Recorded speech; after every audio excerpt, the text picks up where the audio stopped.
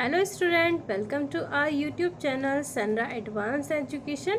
आज हम पढ़ने जा रहे हैं क्लास 3 की हिंदी की पाठ्य पुस्तक रेशम का लेसन 4, जिसका नाम है कहानी पहिए की। तो आज इस लेसन में हम पहिए की कहानी पढ़ेंगे।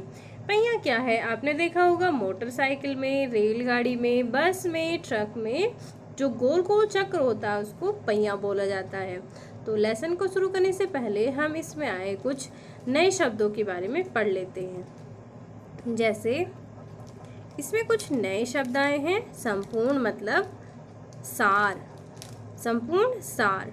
सृष्टि संसार, चक्का जाम होना, गति रुक जाना, हाहाकार हाय तौबा, अंतरिक्ष आकाश, कल्पना अनुमान या फिर विचार, पदार्थ चीज, सिद्धांत नियम, आविष्कार खोज, उपयोगी काम में आने वाली चीज, निसंदेह बेशक बिना संदेह के, खांचा बड़ा पिंजरा या फिर ढांचा। तो ये थे कुछ शब्द अर्थ जो इस लेसन में आपके लिए नए आए थे। आइए पढ़ते हैं पहिए की कहानी। जो पहिया है वो अपना इंट्रोडक्शन दे रहा है। किस तरीके से? मेरा नाम पहिया है, मैं इस दुनिया का ही नहीं अपितु संपूर्ण सृष्टि में सबसे अधिक काम की चीज़ हूँ। जो पहिया है वो कहता है कि मेरा नाम पहिया है और मैं इस दुनिया का नहीं, मतलब केवल इस दुनिया का ही नहीं, पूरे संसार की, पूरी सृष्टि में बहुत ही काम की चीज़ हूँ, बहुत उपयोगी हूँ। मैं चल रहा हूँ तो संसार चल रहा है, मेरे रुकने पर सारा संसार रुक जाएगा। आज की दुनिया के सामने सबसे बड़ा खतरा यही है कि कहीं उसका चक्का जाम ना हो जाए। चक्का मतलब गति ना रुक जाए, उसकी गति न रुक जाए। चक्का रुक जाएगा तो सब कुछ रुक जाएगा। रेलगाड़ी, मोटर गाड़ी, ट्रक, ट्रैक्टर और ट्रॉली सब खड़े के खड़े रह जाएंगे। साइकिल, स्कूटर, तांगा रिक्शा, बैलगाड़ी, भैंस गाड़ी, ऊंट गाड़ी सबके सब बेकार हो जाएंगे। क्या इतने से ही संसार में हाहाकार नहीं मच जाएगा? तो जो पहिया है वो कहता है कि मैं इस संसार का ही मतलब इस दुनिया का ही नहीं बल्कि संपूर्ण सृष्टि का, पूरी जो सृष्टि है, ब्रह्मांड है, मैं इस पूरे ब्रह्मांड में सबसे ज़्यादा उपयोगी चीज़ हूँ, सबसे ज़्यादा काम की चीज़ हूँ। और अगर मैं रुक गया, मतलब अगर मैं रुक जाऊं तो पूरा का पूरा जो संसार है, पूरी की पूरी जो सृष्टि है, उसकी ही गति रुक जाएगी। क्योंकि मैं किस किस में यूज़ किया जाता हूँ, रेलगाड़ी वगैरह, मोटरसाइकिल सभी में मैं यूज़ किया जाता हूँ। और अगर मैं रुक गया तो ये सारी चीज़ें बिल्कुल बेकार हो जाएंगी। और अगर ये सारी चीज़ें बेकार हो गई तो पूरा जो संसार है उसमें हाहाकार मच जाएगा, हाय तौबा मच जाएगी। परंतु मैं केवल यही तो नहीं हूँ। सोचिए, क्या मेरे बिना वायुयान चल सकेगा, हेलीकॉप्टर उड़ सकेगा, कल कारखाने चल सकेंगे, दर्जी की मशीन चल सकेगी? नहीं, ये सभी नहीं चल सकेंगी। मेरा असली नाम है चक्र, तभी तो चक्कर लगाता रहता हूँ। यह चक्र ही संसार को चलाता है। तो जो पहिया है वो फिर कहता है कि मेरा केवल इतना ही अस्तित्व नहीं है। सोचिए, अगर मैं नहीं हो सकूंगा तो जो वायुयान है, जो एरोप्लेन है, क्या वो चल सकेगा मेरे ना होने से? हेलीकॉप्टर क्या उड़ सकेगा? जो कल कारखाने, जो फैक्ट्री वगैरह है वो चल पाएंगी? दर्जी की दुकान है, दर्जी क्योंकि मशीन जो होती है उसमें भी चक्र लगा हुआ होता है। तो जो पहिया कहता है कि मेरा जो असली नाम है वो चक्र है। और मैं तभी तो मैं चक्कर लगाता रहता हूँ। चक्कर लगाना मतलब घूमना। मेरा नाम चक्र है इसलिए मैं चक्कर लगाता रहता हूँ और ये चक्कर ही संसार को चलाता है। मतलब मेरा जो चक्कर लगाना है यही संसार को चलाता है। अगर मैं चक्कर ना लगाऊं तो जो संसार है वो रुक जाएगा, उसकी गति रुक जाएगी। भगवान विष्णु का सुदर्शन चक्र क्या था? वह मैं ही था। उनके दाहिने हाथ की शोभा मैं ही हूँ। उनके चक्र से ही संसार चल रहा है। अब जो चक्र है वो बताता है कि भगवान विष्णु के हाथ में जो गोल चक्र है वो मैं ही हूँ। उनके चक्र से ही पूरा जो संसार है, पूरा ब्रह्मांड है, सृष्टि है, वो चल रही है। अगर वो चक्र रुक जाए तो सब कुछ रुक जाएगा। यह पृथ्वी क्या है? वह भी तो बहुत बड़ा गोल पहिया है। पृथ्वी की तरह छोटे बड़े ग्रह भी गोल गोल पहिए हैं। इन सब में एक बड़ा पहिया है, सबसे बड़ा पहिया है बृहस्पति। ये पहिया सदा चलते रहते हैं, सूर्य का चक्कर काटते रहते हैं। और सूर्य क्या है? सूर्य स्वयं एक पहिया है, आग का गोला, यानी आग का गोल पहिया। तो जो पहिया है वो आगे कहता है जो पृथ्वी है वो भी गोल है, गोल मतलब गोल पहिया है। इसी तरीके से बाकी के जो छोटे बड़े ग्रह हैं वो भी पहिए हैं, गोल गोल पहिए हैं। और इनमें जो एक बड़ा पहिया है वो बृहस्पति है, जो सूरज है वो भी एक गोल आग का पहिया है।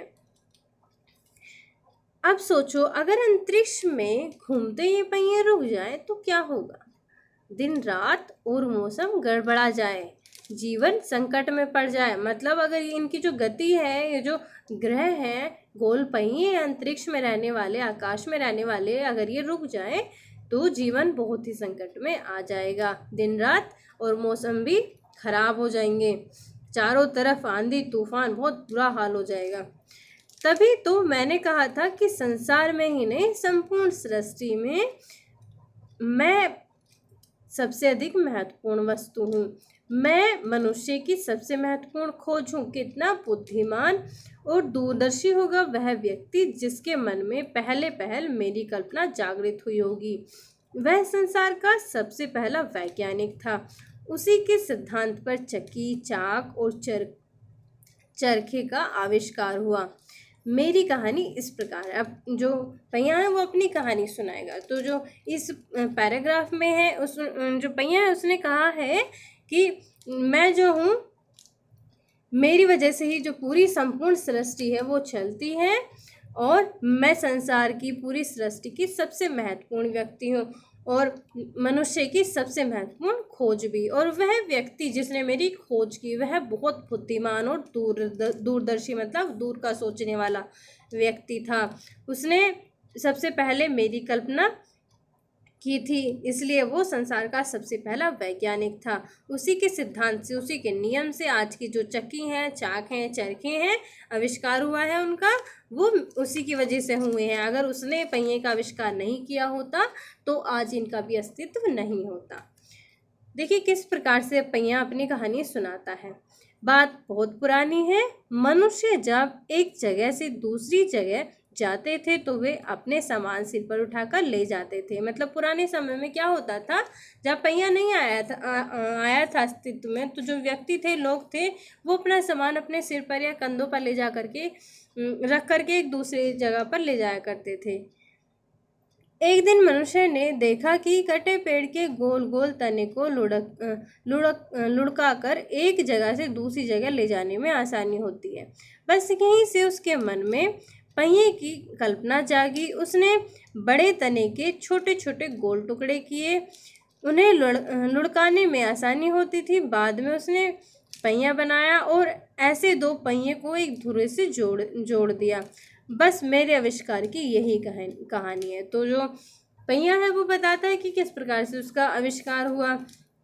तो जो पहले व्यक्ति थे वो एक जगह से दूसरी जगह पर सामान ले जाने के लिए अपने कंधों का या फिर सिर का यूज़ किया करते थे। सिर पर या कंधों पर रख करके सामान को एक से दूसरी जगह ले जाया करते थे। तो ऐसे ही जाते हुए जो मनुष्य है उसने पेड़ के तने को देखा कि किस प्रकार से उसको लुढ़का करके एक से दूसरी जगह पर बड़ी आसानी से ले जाया जा सकता है। तो वहीं से ही उसके मन में पहिए के आविष्कार की जो कल्पना थी वो जाग गई। उसने क्या किया, एक बड़े से तना जो होता है पेड़ का तना, उसको छोटे छोटे गोल टुकड़ों में काट दिया। और उसके बाद क्या हुआ, इन्हें लुढ़काने में आसानी होती थी। मतलब इनको एक से दूसरी जगह पर आसानी से ले जाया जा सकता था। और बाद में ये जो बनाया था उसने, ये इसी ने ही पहिए का रूप ले लिया था। पहले तो इन दो पहियों की गाड़ी में सामान रखकर उसे मनुष्य ही खींचते थे, और बाद में उसे बैल, घोड़े और ऊंट खींचने लगे। मतलब पहले तो इन पहियों का यूज़ करके मनुष्य ही सामान ले जाया करते थे, लेकिन बाद में वो पशुओं का यूज़ करने लगे थे। मनुष्य उन गाड़ियों में बैठकर यात्रा भी करने लगे। फिर मनुष्य ने सोचा कि मेरे शरीर पर खांचे बनाकर उसमें रबर चढ़ा दिया जाए तो मेरी गति और भी बढ़ जाएगी। उसने ऐसा ही किया। पर जब वह इससे भी संतुष्ट नहीं हुआ तो रबर के टायर ट्यूब बनाए और मेरा नया रूप यह मेरा नया रूप था। तो मतलब जो रबड़ के आप आज के टाइम में टायर देखते हो वो नया रूप था पहिए का। पहले लकड़ी का हुआ करता था, फिर उसको और सुधारा और फिर और सुधरता चला गया। ये रबर का पहिया स्कूटर, मोटर, बस, हवाई जहाज आदि सभी वाहनों में लगता है। इसी प्रकार मुझे सुधारते सुधारते जब मनुष्य ने भाप का इंजन बनाया तो उसे खींचने के लिए मुझे लोहे का बनाया। फिर मैं लोहे की पटरियों पर सरपट दौड़ने लगा। मतलब पहले रबड़ का बनाएगा, लेकिन जैसे ही रेलगाड़ी का इन्वेंशन हुआ तो फिर जो पहिया था उसको भी लोहे का बना दिया गया था। तो धीरे धीरे जो पहिया है वो लोहे तक का बनता चला गया। संसार के कल कारखाने मेरे ही बल पर चल रहे हैं, क्योंकि उनमें भी बड़े बड़े चक्कर मतलब गोल गोल पहिए लगे हुए होते हैं। अब तो आप जान ही गए होंगे कि मैं कितना उपयोगी हूँ। अब जो पहिया है वो कहता है कि अब तो आप मुझे जान ही गए होंगे कि मैं कितना उपयोगी हूँ, मेरे बिना ये सृष्टि नहीं चल सकती है। तो ये थी कहानी पहिए की। बड़ी अच्छी कहानी थी। वीडियो अच्छी लगी हो वीडियो को लाइक करना और चैनल को सब्सक्राइब करना ना भूलें। Thank you.